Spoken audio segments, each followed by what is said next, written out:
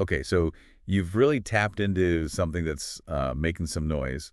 Right now, you sent us all this stuff about India going all in on 6G, Yeah. like a stack of articles, analysis, even some insider event info. It's clear you want to figure out, can they actually pull this off? What's really interesting here is the ambition. It's not just about, keeping up with the latest gadget. This is about India aiming to be the dominant force in 6G. Hmm. A total 180 from how they've been viewed in tech, traditionally. Right, like student is a good word for it. Exactly. Yeah, and Prime Minister Modi, I mean, he has not been subtle about this Not at all. 6G by 2030, Yeah. making India a top supplier, not just a consumer. This feels like it's really deeply tied to that whole self-reliant India idea he's been pushing. It's Absolute. national pride. It's not just about, oh, we want to download things faster. Totally, totally. And it's interesting, this shift, like you said, it's not out of nowhere, right? Think back to 5G. India, they didn't just go along with the usual big players. They came up with 5G, their own thing, got it recognized globally. That's like showing up at the Olympics, never having, run track before Right. and winning a medal. Suddenly everyone's like, who are these guys? Okay, so points for ambition, but 6G is like the Olympics on like rocket fuel or something. A whole other level. We've got these reports here, the Bharat 6G Alliance, talk about millions being poured into research, but is that really enough to go from like underdog to top dog? That's the billion-dollar question, right? One analysis you sent was really eye-opening. It compared India's R&D spending. It's David versus Goliath when you look at what China, what the U.S. are putting in. Wow. It's one thing to have the will, but to actually compete when you're financially outmatched like that, that's tough. Yeah, it's like trying to like win a marathon, but you're jogging backwards the whole way, at least budget-wise, right? Right. You mentioned patents earlier. Why is that the magic word that keeps coming up? Because patents equal power, especially in this tech world. Mhm. Look at what Qualcomm did. They basically had 3G and 4G, like, hostage because they own so many of the patents. Right. Licensing fees, telling everyone how the tech's got to be developed, that's the prize, and India wants in. They're aiming for 10% of global 6G patents. 10%. Wow. Ambitious, right? Especially because one study we saw, they're at like 1.5% right now. Oof. That's a big gap to bridge. Huge gap. It's like saying you want to climb Mount Everest, but you're starting at the bottom of the ocean. Exactly. And it's not even just money, right? We've got these reports on brain drain. India's producing all these bright minds, but they're taking off to other places. Yeah, it's the classic dilemma. How do you cultivate all this talent and then keep them from being lured away by, greener pastures? Right. And for 6G, they need those minds working in India, not just sending money back home. Right. So maybe they need to invest in some really, really good coffee to keep everybody there and awake. There you go. Joking aside, this also ties into something else that's a big issue, the digital divide, but within India itself. Yeah.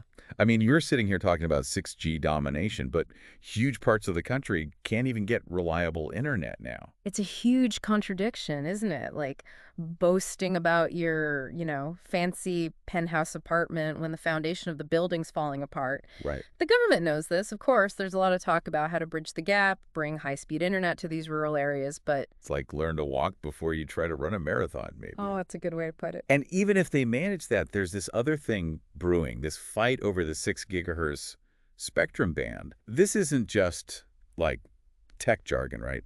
This has a real impact on how fast they can even do 5G, let alone get to 6G. Oh, absolutely. This is a big deal. Can you break it down for us? Okay, so imagine a highway, right?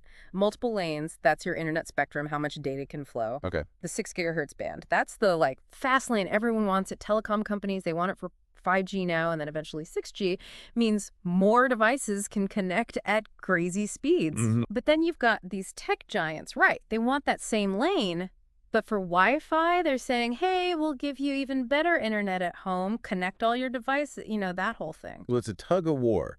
Who gets the keys to the fast lane, and how the government decides that's going to either speed up or totally slam the brakes on these 6G dreams. Exactly. And whatever they decide impacts everything else: investment, innovation, even who they can partner with internationally. It's high stakes. India can't afford to mess this up. Okay, so we've laid out their ambitions and honestly some pretty big speed bumps they're going to have to get over. But let's, play pretend for a second. Okay. Future gazing. What does a world powered by 6G actually look like? Besides, even faster TikToks. Right. Well, buckle up. because we're talking speeds of 100 Gbps. Oh. Not a typo. 100 times faster than what most people are struggling to get on 5G now. See, now you're just making things up. I know, it's mind-blowing. But seriously, this isn't about, upgrading your Netflix binge watching. This changes everything. Okay, so for our listener who's picturing themselves downloading the entire MCU in like 2 seconds, give us the elevator pitch. What does this hyperspeed internet actually unlock, especially for India? Okay, imagine this. A doctor in, say, Delhi can perform a super complex surgery, but the patient's in some tiny village miles away, but it's happening in real time. No lag, no glitches. Wow. Or think about cities, right? All the traffic, the pollution. Now imagine it's all perfectly managed by AI. Wait, so like smart cities, but like on another level, the AI knows to like route traffic around your chai break? Exactly. It's about anticipating needs, optimizing everything, but it's not just about being practical. It's about how we connect with each other. Okay. Imagine holographic calls. Suddenly your Zoom meeting feels like, using smoke signals. You can experience your friend's vacation in Mumbai in VR. So real, you can almost taste the street food. Okay, now my brain officially needs a nap to process all this. But if these sources are right, India sees 6G as its chance to not just be along for the ride this time, but to be in the driver's seat. Completely. And remember how we talked about patents. That's key to this whole thing. They don't just want to build the 6G networks. They want to own the tech behind them, the blueprints, everything. So they get to make the rules, not just follow them. Exactly. And think about the economic impact. Indian companies owning those patents, that's them cashing in on licensing fees, creating jobs, attracting tons of investment. It's huge. It's made in India, but also invented in India, right? Exactly. Like a whole tech powerhouse on the world stage. Totally. And think about it. It's not even just the tech itself, the skills, the expertise, all these engineers are going to get developing 6G. That knowledge, it helps every other industry, from AI to manufacturing. It's huge. So it's like this 6G wave that creates a ripple effect. But, okay, let's be real. We talked about those speed bumps, brain drain, the digital divide. Yeah. I mean, how can India be a 6G leader if it's dealing with these other really basic issues? It's the million-dollar question, right? You've hit on a huge contradiction, but there's this concept, this uniquely Indian approach to problem solving called Jugaad. Jugaad, that's a new one. What is that? So it's like this resourcefulness, this knack for finding these creative, often really low-cost solutions to really complex problems. Right. Like, imagine MacGyver, but with, like, way better spices, Okay, I kind of get it. Some experts think that this Jugaad spirit, it could actually be India's secret weapon in all this. So while other countries are throwing billions at building these, like, fancy new 6G things, India might find a way to, like, hotwire the whole system on a shoestring budget. That's the general idea. They've got the talent, a culture of problem solving, and this drive to find these really efficient solutions. It's like they're playing chess while everyone else is playing checkers. I like it. So, yeah, the challenges are huge, but it's not impossible, right? Not at all. They've got some serious hustle, some advantages that could actually put them at the front of this whole thing. It's like they say never underestimate the underdog, especially when they've got that knack for turning lemons into lemonade, or in this case, lemons into some kind of like revolutionary tech gadget. Yeah. So it feels like we're watching this like high stakes game play out, right? Yeah. Indy making these big moves to like own the 6G future. For our listener who is now like totally invested in this whole thing, what's the key takeaway? What should they be paying attention to as this all unfolds? I'd say watch what happens in the next few years. That's going to be crucial. Okay. Can India really ramp up their innovation? Get those patents, go toe-to-toe with the big players? Right. And just as important, how do they handle all that stuff we talked about? The digital divide, the brain drain, this whole 6 gigahertz spectrum battle. Right. Those are going to be the real tests to see if they're serious. And let's not forget about the global chess game happening here too. Right. I mean, we saw reports about India and the US like teaming up on 6G research.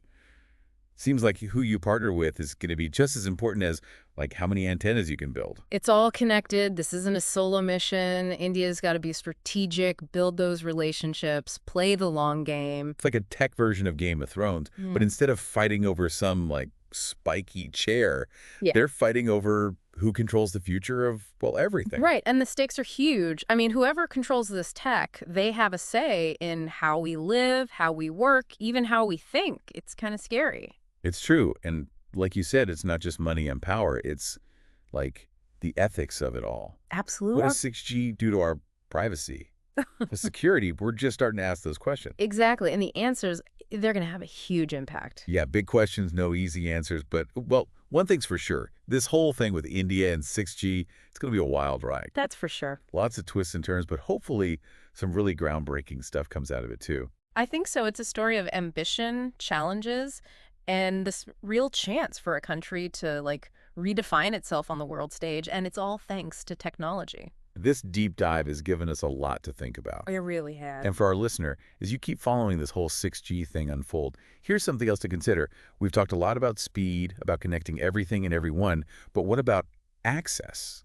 Will 6G be something that actually empowers everybody? Or will it just make the gap between the haves and the have-nots even bigger? That's something to think about as we head into this, this digital future.